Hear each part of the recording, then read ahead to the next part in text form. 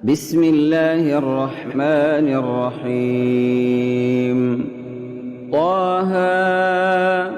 ما أنزلنا عليك القرآن لتشقى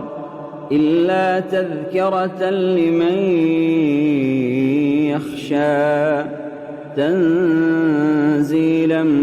ممن خلق الأرض والسماوات العلى الرحمن على العرش استوى له ما في السماوات وما في الأرض وما بينهما وما تحت الثرى وإن تجهر بالقول فإنه يعلم السر وأخفى الله لا إله إلا هو له الأسماء الحسنى وهل أتاك حديث موسى إذ رأى نارا فقال لأهلهم كثوا إني آنست نارا لعلي آتيكم منها بقبس أو أجد على النار هدى فلما أتاها نودي يا موسى إني أنا ربك فاخلع نعليك إنك بالوادي المقدس طوى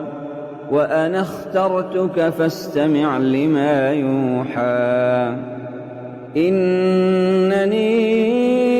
أنا الله لا إله إلا أنا فاعبدني وأقم الصلاة لذكري إن الساعة آتية أكاد أخفيها لتجزى كل نفس بما تسعى فلا يصدنك عنها من لا يؤمن بها واتبع هواه فتردى وما تلك بيمينك يا موسى قال هي عصاي أتوكأ عليها وأهش بها على غنمي ولي فيها مآرب أخرى قال ألقها يا موسى فألقاها فإذا هي حية تسعى قال خذها ولا تخف سنعيدها سيرتها الأولى واضمم يدك إلى جناحك تخرج بيضاء من غير سوء آية أخرى لنريك من آياتنا الكبرى اذهب إلى فرعون إنه طغى قال رب اشرح لي صدري ويسر لي أمري واحلل عقدة من لساني يفقه قولي واجعل لي وزيرا من أهلي هارون أخي اشدد به أزري وأشركه في أمري كي نسبحك كثيرا ونذكرك كثيرا إنك كنت بنا بصيرا قال قد أوتيت سؤلك يا موسى ولقد مننا عليك مرة أخرى إذ أوحينا إلى أمك ما يوحى أن اقذفيه في التابوت فاقذفيه في اليم فليلقه اليم بالساحل فليلقه اليم بالساحل يأخذه عدو لي وعدو له. وألقيت عليك محبة مني ولتصنع على عيني إذ تمشي أختك فتقول هل أدلكم على من يكفله. فرجعناك إلى أمك كي تقر عينها ولا تحزن وقتلت نفسا فنجيناك من الغم وفتناك فتونا فلبثت سنين في أهل مدين ثم جئت على قدري يا موسى. واصطنعتك لنفسي اذهب أنت وأخوك بآياتي ولا تنيا في ذكري. اذهبا إلى فرعون إنه طغى فقولا له قولا لينا لعله يتذكر أو يخشى. قالا ربنا إننا نخاف أن يفرط علينا أو أن يطغى. قال لا تخافا إنني معكما أسمع وأرى. فأتياه فقولا إنا رسولا ربك فأرسل معنا بني إسرائيل ولا تعذبهم قد جئناك بآية من ربك والسلام على من اتبع الهدى. إنا قد أوحي إلينا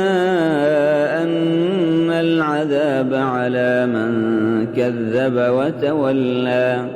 قال فمن ربكما يا موسى؟ قال ربنا الذي أعطى كل شيء خلقه ثم هدى. قال فما بال القرون الأولى؟ قال علمها عند ربي في كتاب لا يضل ربي ولا ينسى. الذي جعل لكم الأرض مهدا وسلك لكم فيها سبلا وأنزل من السماء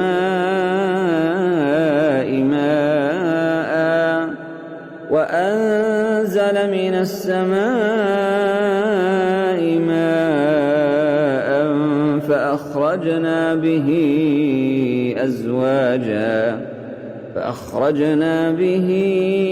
أزواجا من نبات شتى. كلوا وارعوا أنعامكم إن في ذلك لآيات لأولي النهى. منها خلقناكم وفيها نعيدكم ومنها نخرجكم تارة أخرى. ولقد أريناه آياتنا كلها فكذب وأبى. قال أجئتنا لتخرجنا من أرضنا بسحرك يا موسى؟ فلنأتينك بسحر مثله فاجعل بيننا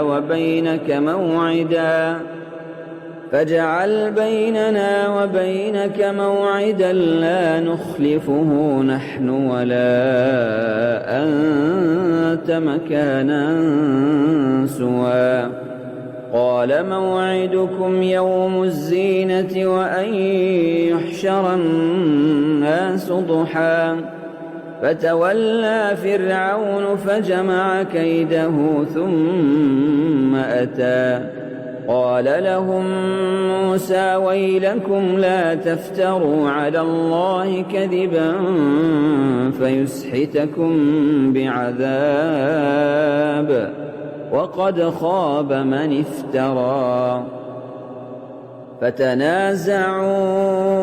أمرهم بينهم وأسروا النجوى قالوا إن هذان لساحران يريدان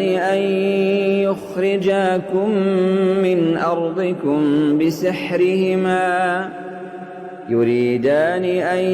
يخرجاكم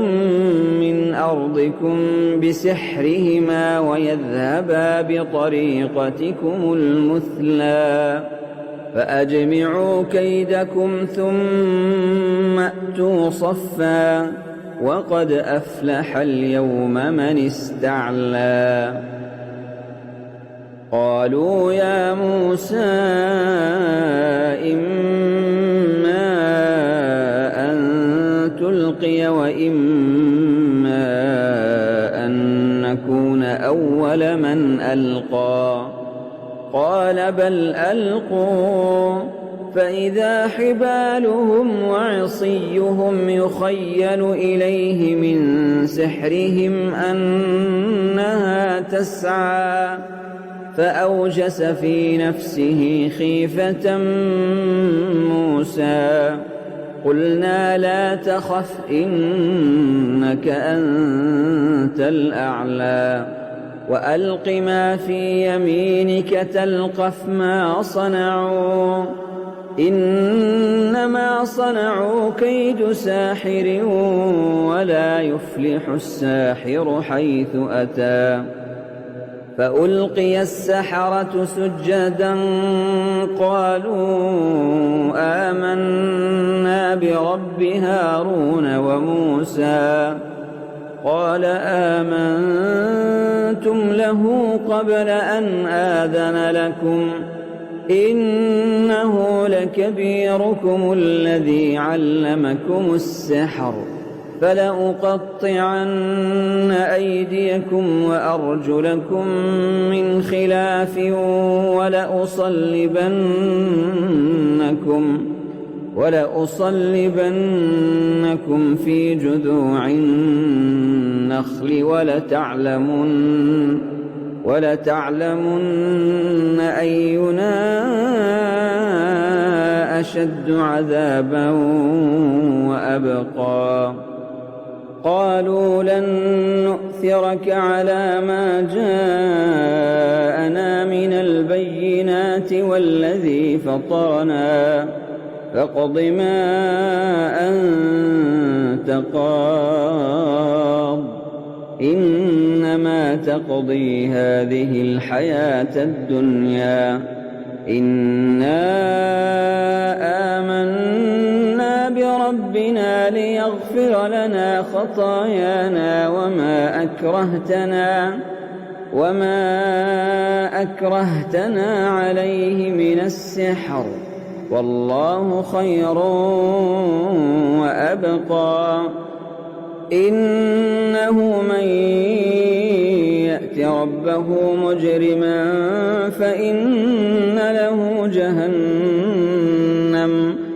فإن له جهنم لا يموت فيها ولا يحيا ومن يأته مؤمنا قد عمل الصالحات فأولئك لهم الدرجات العلى جنات عدن تجري من تحتها الأنهار خالدين فيها وذلك جزاء من تزكى ولقد أوحينا إلى موسى أن أسر بعبادي فاضرب لهم طريقا في البحر فاضرب لهم طريقا في البحر يبسا لا تخاف دركا ولا تخشى فأتبعهم فرعون بجنوده فغشيهم من اليم ما غشيهم وأضل فرعون قومه وما هدى يا بني إسرائيل قد أنجيناكم من عدوكم وواعدناكم جانب الطور الأيمن ونزلنا عليكم المن والسلوى كلوا من طيبات ما رزقناكم ولا تطغوا فيه فيحل عليكم غضبي ومن يحلل عليه غضبي فقد هوى وإني لغفار لمن تاب وآمن وعمل صالحا وإني لغفار لمن تاب وآمن وعمل صالحا ثم اهتدى وما أعجلك عن قومك يا موسى قال هم أولئك على أثري وعجلت إليك رب لترضى قال فإنا قد فتنا قومك من بعدك وأضلهم السامري فرجع موسى إلى قومه غضبان أسفا قال يا قوم ألم يعدكم ربكم وعدا حسنا أفطال عليكم العهد أم أردتم أن يحل عليكم غضب من ربكم فأخلفتم موعدي قالوا ما أخلفنا موعدك بملكنا ولكننا حملنا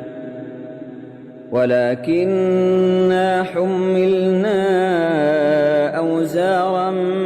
من زينة القوم فقذفناها فكذلك ألقى السامري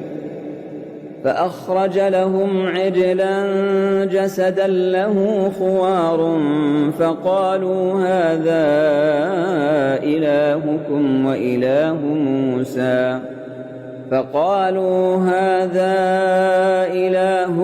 وإله موسى فنسي أفلا يرون ألا يرجع إليهم قولا ولا يملك لهم ضرا ولا نفعا ولقد قال لهم هارون من قبل يا قوم إنما فتنتم به وإن ربكم الرحمن فاتبعوني وأطيعوا أمري قالوا لن نبرح عليه عاكفين حتى يرجع إلينا موسى قال يا هارون ما منعك إذ رأيتهم ضلوا ألا تتبعن أفعصيت أمري قال يا ابن أم لا تأخذ بلحيتي ولا برأسي إني خشيت أن تقول فرقت بين بني إسرائيل ولم ترقب قولي قال فما خطبك يا سامري قال بصرت بما لم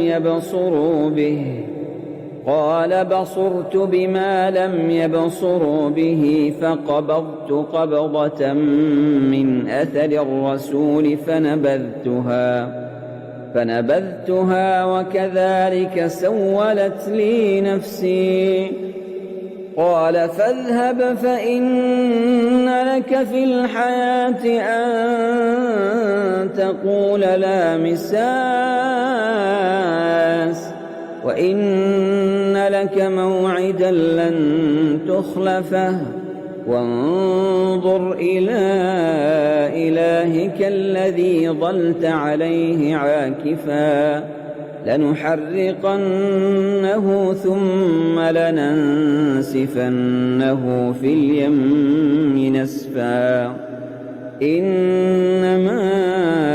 إلهكم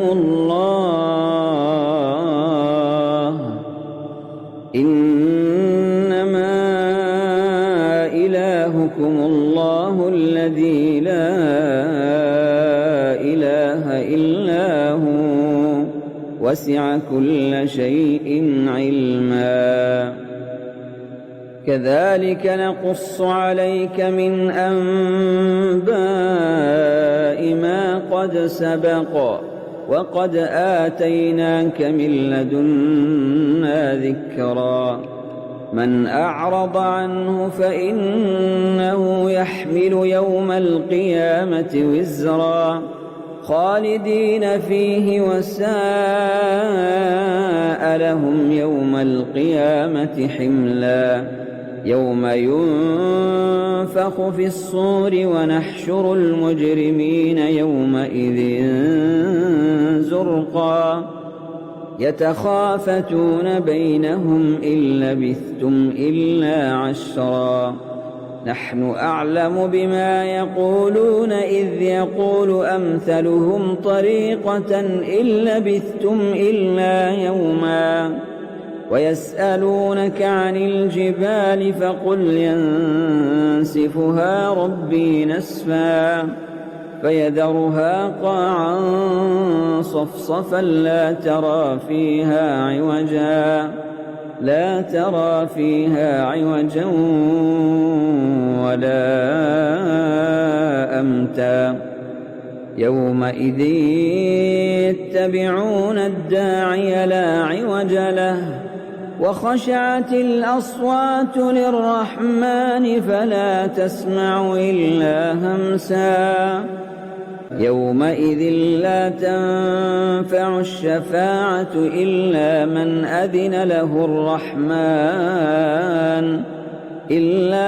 أذن له الرحمن ورضي له قولا. يعلم ما بين أيديهم وما خلفهم ولا يحيطون به علما. وعنت الوجوه للحي القيوم وقد خاب من حمل ظلما. ومن يعمل من الصالحات وهو مؤمن فلا يخاف ظلما ولا هضما. وكذلك أنزلناه قرآنا عربيا وصرفنا فيه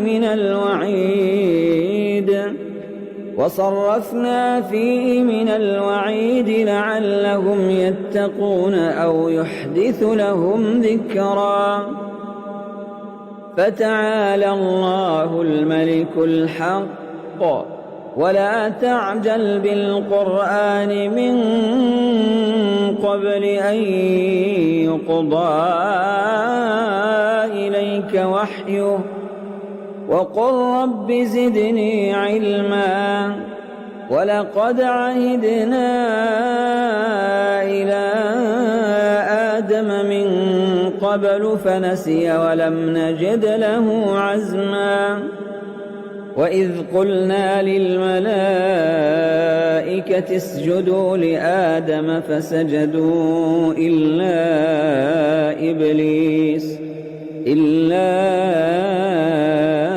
إبليس أبى.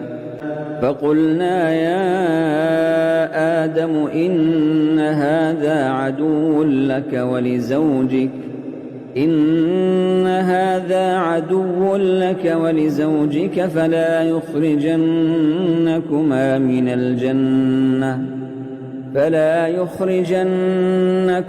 من الجنة فتشقى إن لك ألا تجوع فيها ولا تعرى وأنك لا تظمأ فيها ولا تضحى فوسوس إليه الشيطان قال يا آدم هل أدلك على شجرة الخلد وملك لا يبلى فأكلا منها فبدت لهما سوآتهما وطفقا يخصفان عليهما من ورق الجنة وعصى آدم ربه فغوى ثم اجتباه ربه فتاب عليه وهدى قال اهبطا منها جميعا بعضكم لبعض عدو فإما يأتينكم مني هدى فمن اتبع هداي فلا يضل ولا يشقى ومن أعرض عن ذكري فإن له معيشة ضنكا ونحشره يوم القيامة أعمى قال رب لم حشرتني أعمى وقد كنت بصيرا قال كذلك أتتك آياتنا فنسيتها وكذلك اليوم تنسى وكذلك نجزي من أسرف ولم يؤمن بآيات ربه ولعذاب الآخرة أشد وأبقى أفلم يهد لهم كم أهلكنا قبلهم من القرون يمشون في مساكنهم إن في ذلك لآيات لأولي النهى ولولا كلمة سبقت من ربك لكان لزاما وأجل مسمى فاصبر على ما يقولون وسبح بحمد ربك قبل طلوع الشمس وقبل غروبها ومن آناء الليل فسبح وأطراف النهار لعلك ترضى ولا تمدن عينيك إلى ما متعنا به أزواجا منهم زهرة الحياة الدنيا لنفتنهم فيه ورزق ربك خير وأبقى وأمر أهلك بالصلاة واصطبر عليها لا نسألك رزقا نحن نرزقك والعاقبة للتقوى وقالوا لولا يأتينا بآية من ربه أولم تأتهم بينة ما في الصحف الأولى ولو أنا أهلكناهم بعذاب من قبله لقالوا ربنا لولا أرسلت إلينا رسولا فنتبع آياتك من قبل أن نذل ونخزى قل كل متربص فتربصوا فستعلمون من أصحاب الصراط السوي ومن اهتدى.